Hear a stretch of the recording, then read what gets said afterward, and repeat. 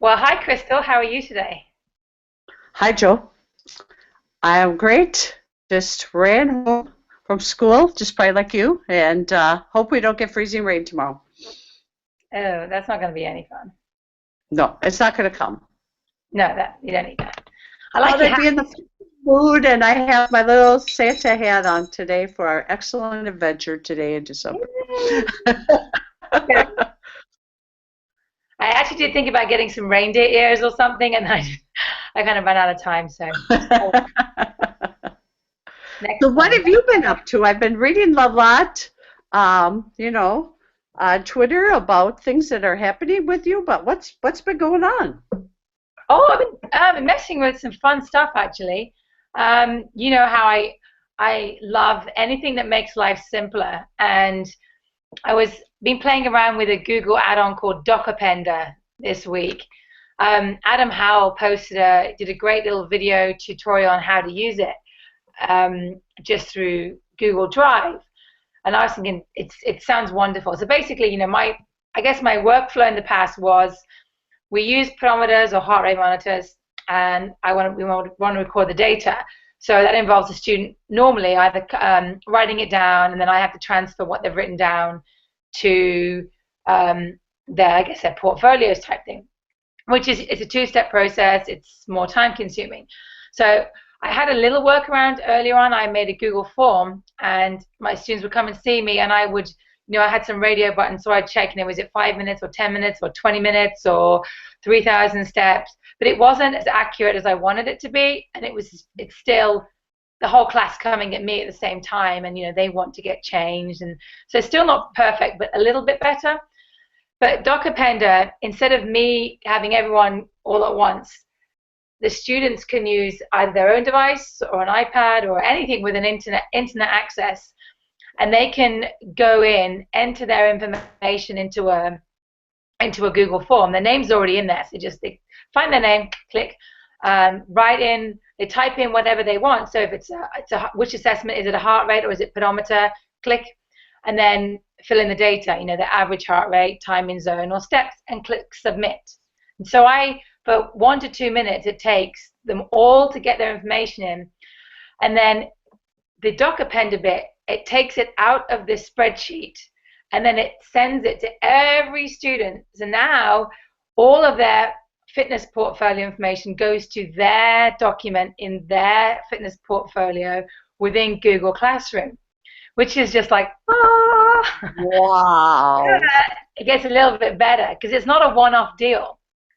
So I have to try that because oh, yeah, I struggle with that too, and because we do pedometers all the time, and I do the Bluetooth heart monitors now are go to Google to go Polar Go Fit, mhm. so that is on there. But I have to try that.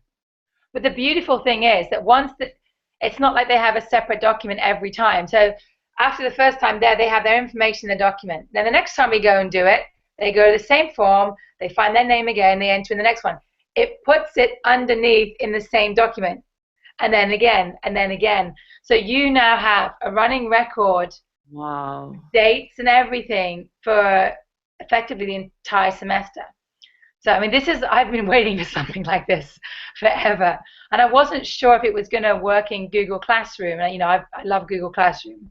And I found a little workaround that made it work. It's just, you just have to make sure that you assign an assignment to the kids. And I think it was Adam Levo. He had a perfect way of turning it, and I'm going to use this in the future. He told his students, "Here, this is the easiest assignment you have to do. All you have to do is write your name on it and turn it in. That's it." And after that, the information just, you said it comes back to you. You are in control of it. Your students can still view it, but everything gets added in. So I am. Oh, yeah, I'm still struggling with that too, with all the information because yeah, I'm like, why do I still have the clipboard? I was the same way. Like I have the clipboard. I mean, I don't have them in roll call because they take their pedometers, so they just look in the pedometer box. Whatever ones are still in there, they're absent or they forgot or whatever. So we don't waste time with that, but that would save me Wow. I am going to do that.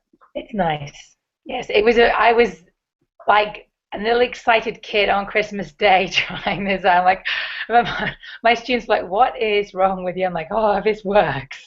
This is It would. I don't have to write it on a piece of paper anymore and then put it in the yeah." grade book and everything. Even for them, I don't know about you, but you know what paper is like in PE? It gets crumpled, and then there's water, and then there's sweat, and oh, oopsie, I dropped it, and now someone stepped on it.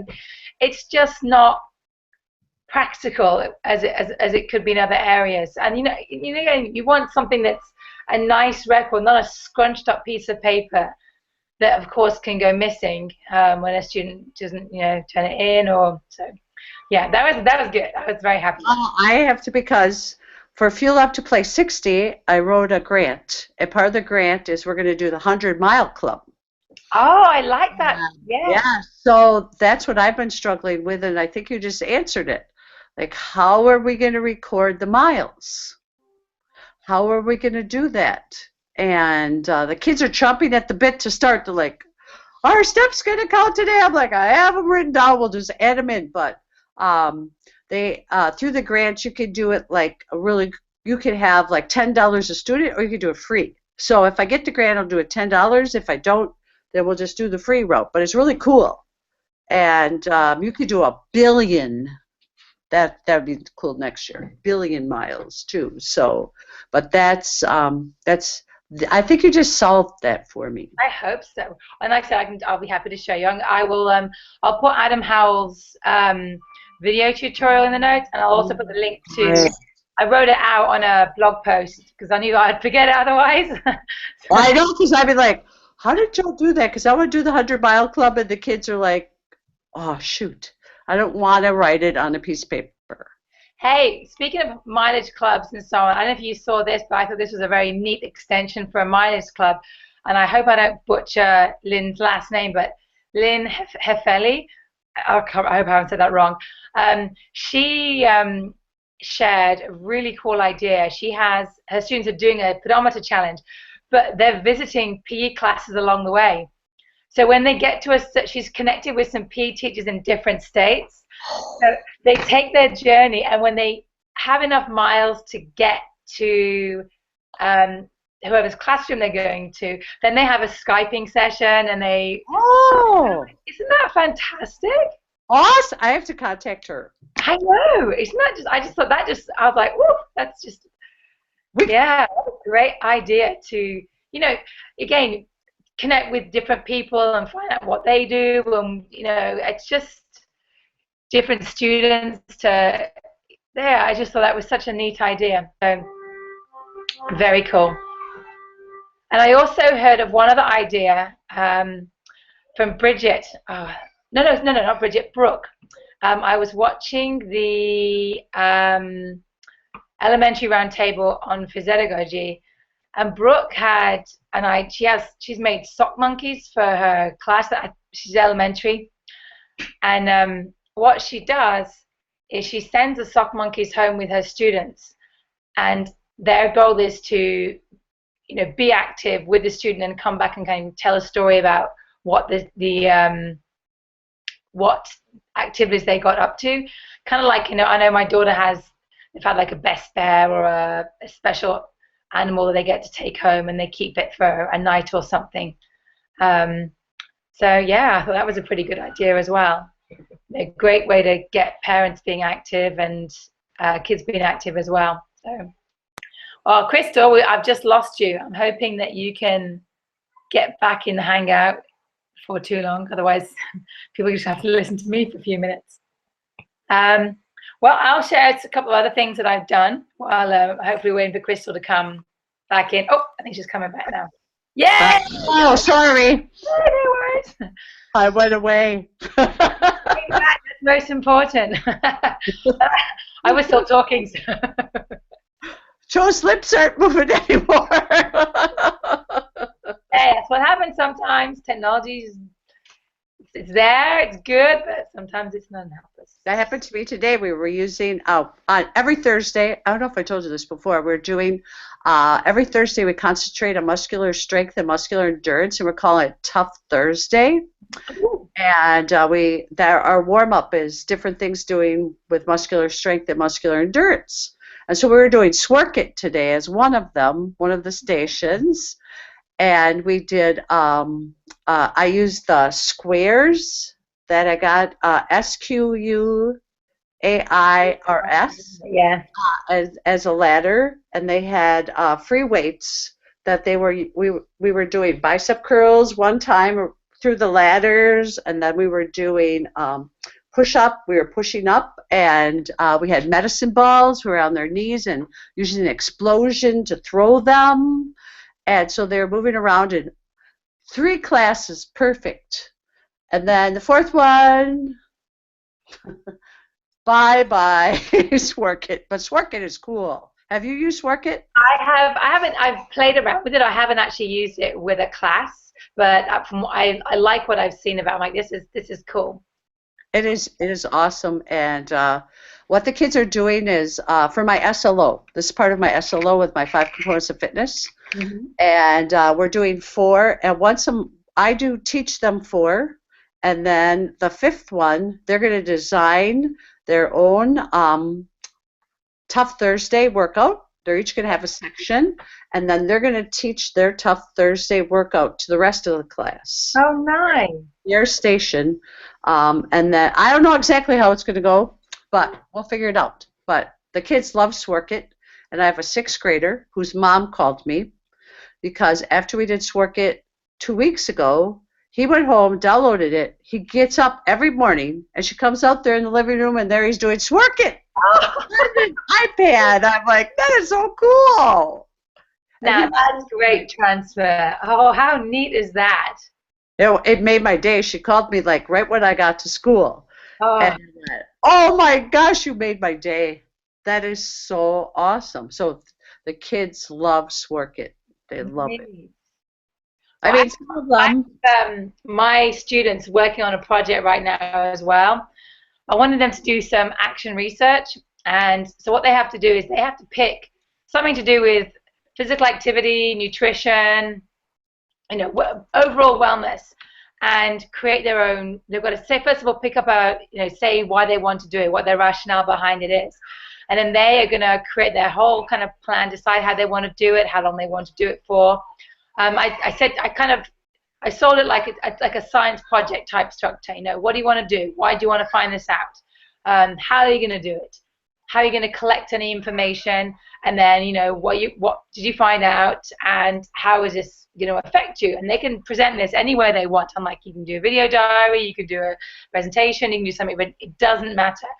So we're at the point now where they've had to submit their proposals, and they've come up with some really, really cool ideas. I've got one student she found this app called Argus, ARGUS. I hadn't heard of it, but she's going to be doing some fitness tracking and logging, doing that. I have 2 or 3 people who want to do sleep challenges, so they're going to log the sleep they get and try and take steps to either get more sleep or track how they feel, their moods, their emotions as a result of how much sleep they get. I have a few who are going to use a pedometer for a week and see how many steps they get and think about ways they can get more steps. What else did they come up with? A couple more are going to try some different apps as well. They want to try someone's going to use MyFitnessPal. I'm like, this is perfect. So I am very excited, and hopefully by next month I should be able to report out on the results, what they come up with. So I'm excited to see. Awesome. Yeah. That is so awesome. Yeah. It's great to hear about it. Yeah, I've been impressed with what they've come up with so far. And I said to one of my students, the Argus app, I hadn't heard of it. So this is great. You are now telling me something and giving me some information to try and check out as well. So yeah, it was neat. And like I said, the biggest thing is hopefully it's something that will help them in the long run, not I have to do project, what's the easiest thing, but no, what can I truly learn to take away with me? So how cool. We'll see how we get on with that. I know in my health class, my town I teach in is really small. There's 2,000 people. and they had the local grocery store was very, very small, Mhm. off kind of the side road. They opened a Century grocery store, big time, in Hortonville, Wisconsin. It's on the main road, and it's beautiful. So I was driving past going, wow, that's such a beautiful grocery store. And it like hit me right in the head, and I went, I know what I want to do for my nutrition unit. I'm going to have the kids do healthy grocery shopping. Oh, And they're neat. going to do like different, they can pick their project, or like, I don't know yet exactly how I'm going to do it, but like pick their part that's healthy in the grocery store, or take video and going through how should you healthy grocery shop, and then get the community grocery store involved. And so I went, whoa, that's going to be No, fun. what really cool. And again, it obviously depend on parental permissions and so on. But imagine if they could create some video tutorials for the community on this is where you find the good stuff, and this is the stuff you want to stay away from. Like have a featured, QR code that it would take them to a video of students giving some feedback. Wouldn't that be neat? That could be in the store. Yes. Ooh, Wow. that would be very cool. I know, because I thought that would be awesome, having this beautiful new grocery store, and then have the kids be in charge of how they want to present it, Animoto Yeah. or anything that they want. But that would be cool with QR codes Yeah. throughout. Like pick this. Like we all know who we're talking to, that stay away from the middle of the store. But yeah, ooh, that'd be cool. That would be neat. And they could use Fujicate as well, Well, yes. because that'd be a good one. I've done That, that in the past with a class. We took them to we went on a field trip to the grocery store, which is luckily for us in walkable distance. And I had them, they had to create a 5-day meal plan, and it had to fit in within the Choose My Plate guidelines for their age and gender. So they had to have so many servings of fruits and vegetables per day, and they had a budget to stick into. They had $35 a week, so $7 a day to feed themselves. Which, as one of the arguments for not eating healthily is it's too expensive. So my idea was, let's bust this out of the water here. But they were surprised with some of the Fujicating things they scanned. They were happy. I remember them being happy at one thing, that they scanned Oreos, and the Oreos got a better grade than they thought they would. So they're like, yes. I'm like, okay, that's not quite. But hey, everything in moderation, right? Everything in moderation. that's right. That's right. That's right. But yeah, so that's what I'm working on for my health classes. And I thought we could, it's a family owned, family local family that owns the store, and then we could interview them somehow, and Yeah. them, as part of the community health, and maybe it could be even in the next year bigger, or something that we could. I don't know. It'll be cool. We'll figure it out. And I would hope they would be wanting to obviously make that community connection with the school as well, and be willing to, but it's going to be good publicity for them, and they'll be a bit daft to turn it down. So Oh yeah, it's gonna be awesome. yeah. So next month, hopefully I will have that figured out. Woo! So where were you on? Was it yesterday? It was yesterday. I got to go to Ken O'Connor's standards-based grading workshop. Wow, that's all I got to say. It was hard to go to sleep last night. No, you're not allowed to leave it at wow. Now you have to tell me everything. Well, I could send you the notes too. I took them on Notability. But what he did was he went through 15 fixes to grades, to standardized grading. So I could just share a couple, but I can send this to you and we can put it on there. Okay. But Ken O'Connor's, sorry, I'm turning, but I have his website. His website is www.o'connorgrading.com. Okay. And then he went through 15 fixes to, start standardized grading. Okay? And one of them, I think we talked, or it was on Twitter, the first book he highlighted was Driven. Uh-huh. Yeah, was driven by Daniel Pink. Oh, you mean Drive? Drive, sorry. Drive. I'm thinking Drive the Car. Yes, Drive by Daniel Pink. Yeah, that's a great book.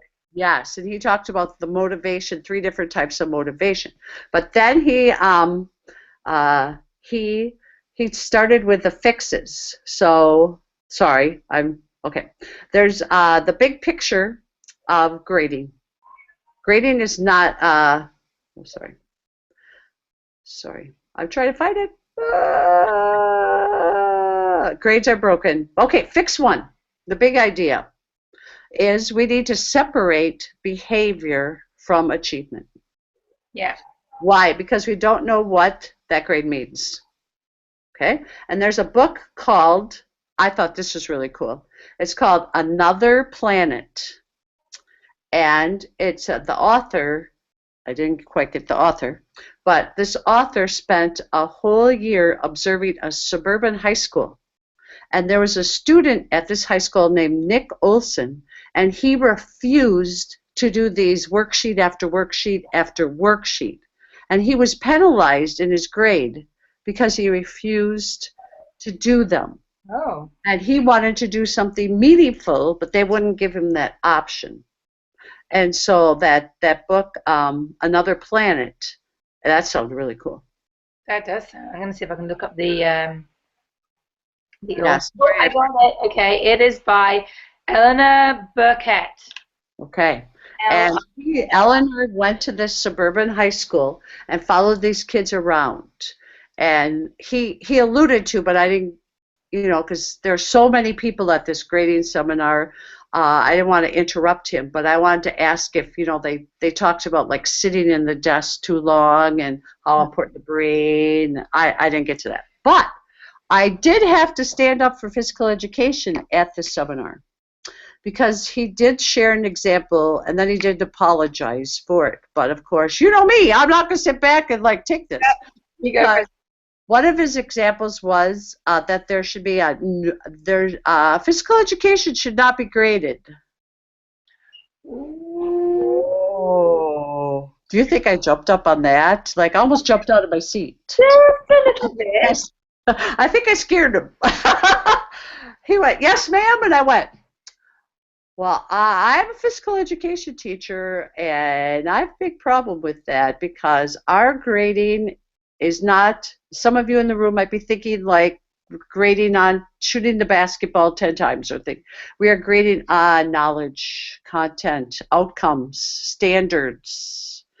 And I went on and on and on, and I say things you see on TV with climbing the rope and dodgeball, and somebody went, asked me in the group then, people are asking me this, and I went, ooh, I got to stop because people are like, "You don't play dodgeball at your school?" And one lady said, "I've been trying to get rid of dodgeball." And I went, "How can I?" And I gave her Hall of Shame, and I said, "It should not be played." Yay! I was so excited. But then he did apologize. He said, this was just an example, and he told me that it would be taken out of his presentation. You know what that is? But this is exactly why, someone like you being there, if you hadn't been there and you weren't willing to speak up, every single person in that room has the same opinion about physical education, the one that they maybe saw at school, they see it on TV. I mean, you have now, every person there now has a different perception because you stood up for it. And like I said, he will now maybe take another look at physical education and say, okay, I wasn't right here. And I know where he's coming from. He's thinking again of the, you giving not kids having a grade based on whether they can change their clothes or whether they give effort subjectively based, because how do we know what a student's effort is? Some student is really busting it at a brisk walk where another is jogging around, and that's very easy for them. And that was one of his fixes, is that you don't do subjective grading, you do not grade on effort. That behavior is a totally separate thing, and that effort is, and so it was, like you said, it was interesting because all of a sudden people kind of turned around like, wow, you're a physical education teacher and you're at a grading conference? I'm like, Oh, Yeah. I know. And you get that all the time. And it's great because my school is so supportive. Our school district of physical education and my principal put out there, who wants to go to the grading conference? And I said, well, I want to go to the grading conference. He said, all right, you're all signed up, paid for me to go. And That's yes, awesome. yes. So yeah, luckily I was there because I'm like, what? Crystal, thank Really almost jumped out of my seat, and I was like, whoa, we have to stop this right now. you for advocating for all of us. I mean, actually, and here's another example. When I was looking through the DocAppender stuff, Andrew Stillman, who's the genius that writes a lot of these add-ons and creates them, he had used Adam Howell's example as, wow, look at this. This is such a great example of someone using this workflow in their subject area. And another person made a comment about PE and torture, and clearly, again, coming from their school experience. And Andrew did respond, said, no, I think you've got the wrong end of the stick here. Look at what's actually happening. There's a proper data, all the rest of it. And again, it's everywhere. It's every day. We have got to continue educating people. Absolutely. That's why Twitter, that's why, Joey and Nathan doing their podcast, us, you and I doing the Excellent Adventure and people watching, and it's just so important that, I was just shocked that was an example in there. And he told me, he said he was taking it out. So I'm sure he will, because he's great. So, yeah, and of course, these are all, and when he was talking about these fixes, I'm like, these are all the things that we don't do in physical education. You'll hear the next one. Don't penalize, don't reduce marks on work for a penalty. Just like don't use exercise for a penalty. So then I was thinking, in our crazy, physical education mind that we have, is that, wow, here's Ken O'Connor's 15 fixes for grading with standards grading, and we could relate physical education to every one of these fixes for physical education. Oh, I feel a little blog post coming on here that we should do. That'd be awesome. Together. Yeah. Because when I heard these fixes that he has and how he went through it, I went, that could relate to physical education so well with each one of these fixes, like separate behavior from achievement. Yeah. Number 2, don't reduce marks or grades, because he's from Canada, yay, our Canadian friends, as penalty. And of course, his big one was you cannot give zeros, because how that skews. And he did this awesome example. He put up on the screen, like, this is person ABCD, and they are going to pack your parachute. Yeah. Jump out of the airplane. And which one are you going to pick? And he says you should base, like, their grade, their standardized base grading should be based on where they are, at the end, or not so much during, but at the end. And he had a really interesting suggestion, was to turn off the grading the first 6 weeks of school. Ooh, that's interesting. Good. Yes. And that, get parents, give them information on how people grade. What do the standards in physical education mean? How do we relate our outcomes and standards, math, etc.? But that was very interesting, too, to turn it off for 6 weeks. I think that is a particularly good point on turning off grading, because for 6 weeks, because really, I think we've become so accustomed to, now, information all the time. And learning doesn't work that way. It's not like, oh, I've been in school a week, therefore I should have grades in. Well, not really, because it's sequential and you build on it. And all right, we can have some students who are getting there quicker than others, but yeah, the need to report on every last little bit of everything, it's just not necessary. You're right, feedback is more important. Absolutely. Otherwise, they just pay attention to the grade or the number, and that's it. It's like, no. That's almost irrelevant. It's the how have you demonstrated your understanding, and how I can tell you that I see that you've demonstrated the understanding. It's more. Absolutely. Mastery. Yep. And his fix 3 was don't give points for extra credit. Nope. For things that have nothing to do with learning. Like people give points for, I mean, this is a good thing, but like you bring a can of food in for the food drive, you Yeah. get extra credit. So, because it skews things and your grade. So that was fix 3. Fix 4 was academic dishonesty. This was really interesting. Students must know what academic dishonesty is, and we must educate what academic dishonesty is, that they have to work by themselves. And behavioral consequences should be used. No studies support the use of low grades as punishment. They should be a behavioral and an academic process. Here was the one, like, should not use, he used this, I was so excited, should not use recess as a punishment for not doing your work. I'm like, yes! Yes! Yes, yes. I won't go through all this. That could be banned. It's like the kids that are struggling probably need it more than anyone else, and then you just put them in a frame of mind or a situation where they're not going to be able to focus because you've just taken away that, you know, that extra jolt of energy that they would have got from it. Yeah, it's such a backwards idea. Yeah, like attendance, like you said, getting people that grade in physical education on dressing out. Oh, it drives me crazy. I go to people's websites. People are like, oh, this is a really good physical education website. And then I look at their website and it says, oh, yeah, 20% of your grade is wearing your uniform. Really? What standard does that address? You know?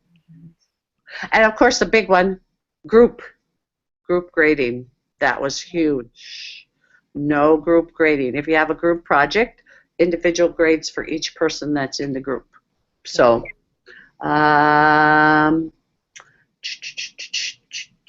sorry. Of course, performance standards. Those, what he did, and I thought this was a really interesting thing, is should be described by levels. You know, like when we in education, his suggestion was when you use performance-based grading, you should have a maximum of 7 levels.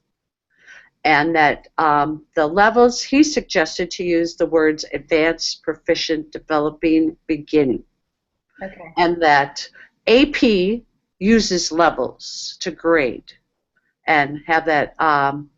And what is hard when you use the different levels is like, what is the difference between a level 4 and a level 5? Nobody can tell a difference if there's 100 levels, you know, with grading versus grading on standards. What's a 70? What's a 75? So greater consistency between teachers with lower number of levels. He really said 7 levels is the most. So, all right. Cool. And then he just went through a description of, yeah. And then there's a really cool thing that I will share with everyone. The last one that is really like one of the most awesome things I took away is Beaverton, Colorado, has a grade conversion, and it's Teach Beaverton K-12. I don't know if there's supposed to be a period in there or not between Teach and Beaverton, but they have a conversion PDF that says, like, if you have you want to go from regular grading with percentages to standards-based grading, how can you have people go from A to a standards-based grading? So it has A, what's an A, what's a standards-based grading, and it has it all there on a PDF. Nice. Yes. So. Sorry, I didn't mean to interrupt you. So, yes. That was good. But yeah, that's, I mean, there was 15 of them. So, of course, quality of assessment, there should be 3 criteria: appropriate and clear targets, clear purpose, sound design. Assessments that are well sampled work smarter and harder, not harder. That measurement experts need about 3 pieces of evidence. We don't have to have 20 grades for a kid. No. You know, work smarter, like you just said, shared. Yeah. Smarter, not harder. Okay? So. Kind of on the same lines, I've been chatting with Adam Livo and Bill Bodie and Lynn. Oh gosh, her last name is escaping me. Lynn Burrows, about solo taxonomy. Now I've seen this more in the UK than here, but it's on the same type thing. So basically, you start off at the most basic level, which is let's say I'm teaching swimming right now. So the most basic level will be like, what's swimming? I have no idea what it is whatsoever. And then the next level up would be, okay, I know a couple of things about swimming. I get in a pool and you're trying to float and move backwards and forwards. And then the next level up from there might be, I swim 2 or 3 different strokes. I know how these put the kicks and the arms go together. And maybe the next level up is, not only do I know these, but I can identify elements to improve them, make them better, and so on and so forth. But the bit that really got me is that the students, let's say you all start them off at the I think it's the pre-structural level. I'm not familiar with all the terms yet. They start off at the most basic level. They are in charge of moving themselves up this spectrum of learning. But here's the kicker. They have to be able to justify to you why it is they're moving up. So I feel, you know what, I'm kind of getting this, this leg kick thing here. I feel like I moved to the next level.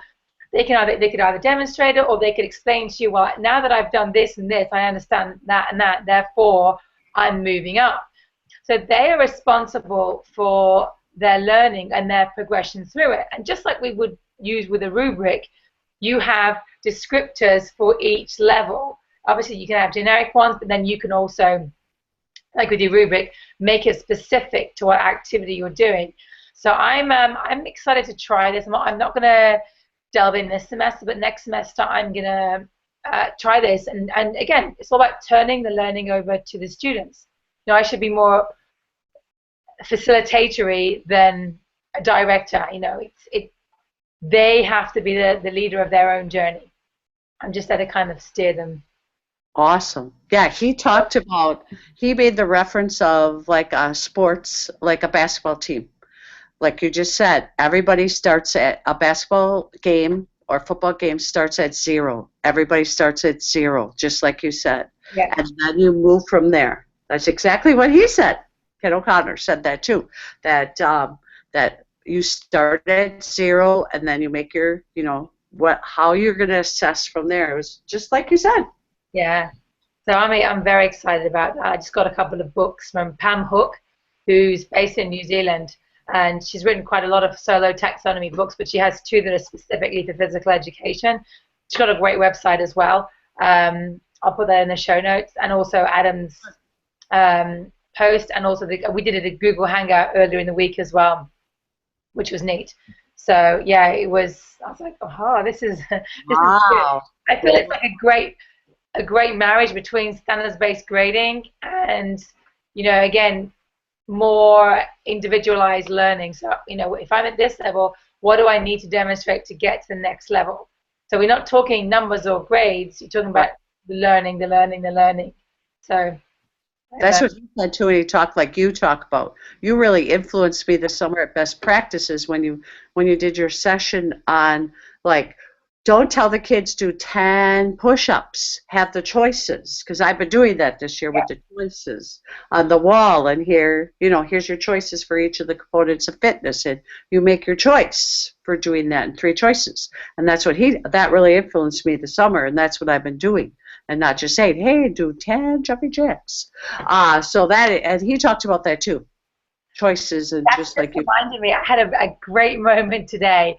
We've been looking at rate of perceived exertion all week, so we've done a few experiments and so on. And today, for one of my classes for their warm up, I had down the board, okay, you can do 30 seconds at RPE 5, 30 seconds at RPE 7, and so it went up and down a little bit. And I didn't specify what activity I wanted them to do. I'm like, okay, just to see what happens here. And most of them did, they were running and so on. But 2 of them said to me, can we do like push-ups? And I said, well, can you explain this to me? And they said, well, there's different levels of push-ups. And I said, yeah. And so what would level 5 be? Oh, it'll be like a wall push-up. Yeah, that could be a wall push-up for you. And what about 6 or 7? Oh, it'll be this. And then what would you what would be like a really high level, a 9 or a 10. And they're like, oh, well, you could do this clapping one, or you could do this. I'm like, yes, you got it. I was like, yeah, that was a good moment. I'm like, that's, and I said to them, I'm so proud of you for applying that. That just demonstrates to me that you understand this. And yes, RPE can be applied to cardio, but you can apply it to other things as well. So yeah, I was very impressed with those two. Very impressed. That is awesome. Like we did the Bluetooth heart rate monitors last week, and a student, not me, a student pointed out, Miss Gortz, we could exercise like the Packers today. I went, oh, sure, tell me how. And they go, we could exercise just in the green and gold zones. Woo!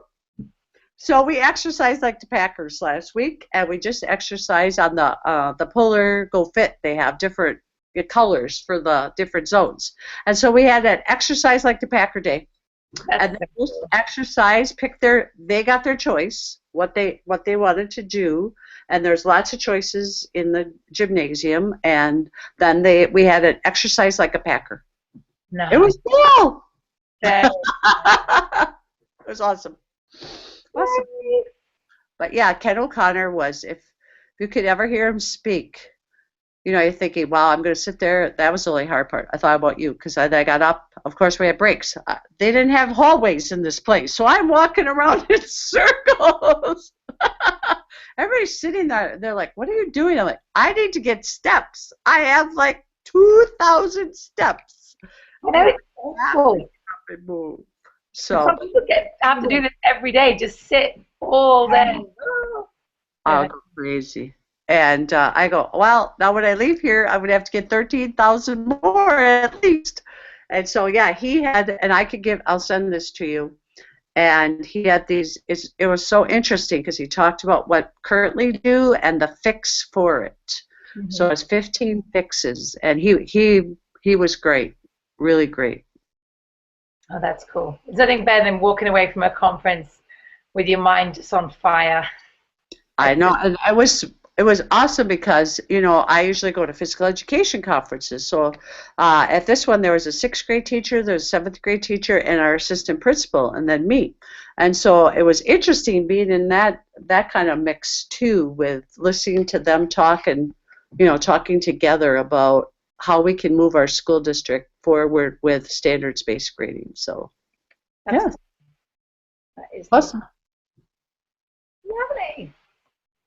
Yes. Oh, I got one more thing just share. So I'm doing swimming, and for the whole of this year, I've been really trying to make sure that, having my kids getting to their warm-ups ASAP when they come in.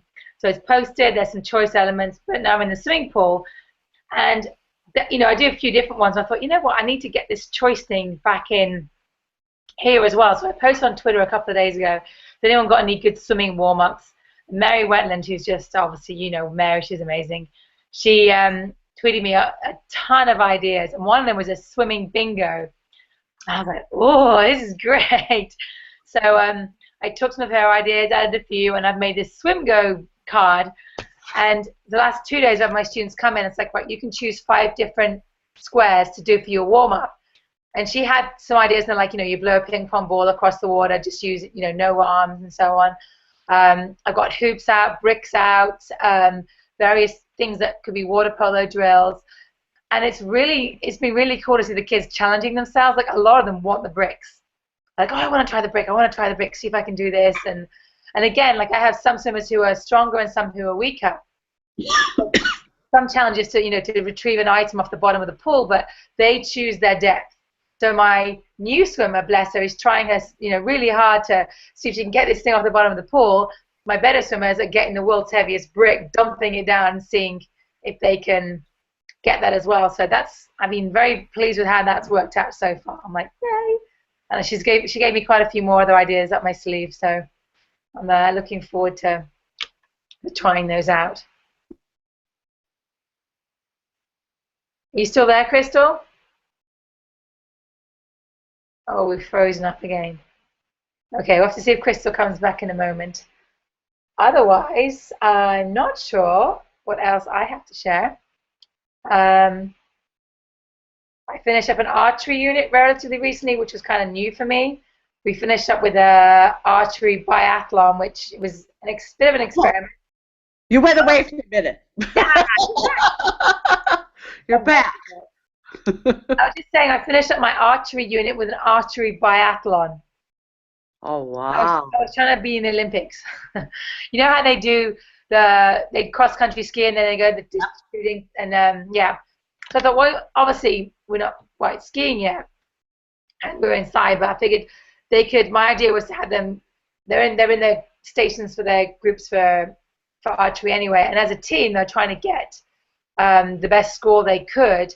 And then when it was not their turn to shoot, they were in an away zone. They were either scootering or jogging or jump roping. And it wasn't too bad. I'm going to tweak it a little bit for next time, but I'm like, this has got some potential to have. I realized afterwards I should have had a competition for the fitness element part as well. So they were working to either get distance or steps and then combine that with their archery score. And also looking at, okay, how does that elevated heart rate affect your ability to focus and, keep those, muscle movements, finer muscle movements. So it's not bad.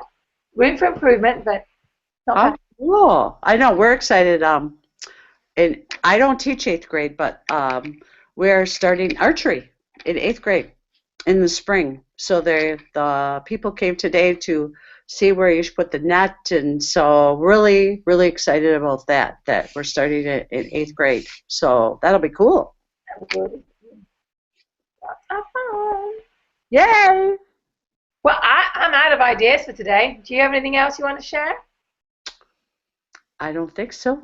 Just I hope everybody had a great Thanksgiving and a good Christmas. And yes. I have to have everybody out there cross their fingers. It cannot snow on December 17th or the 22nd.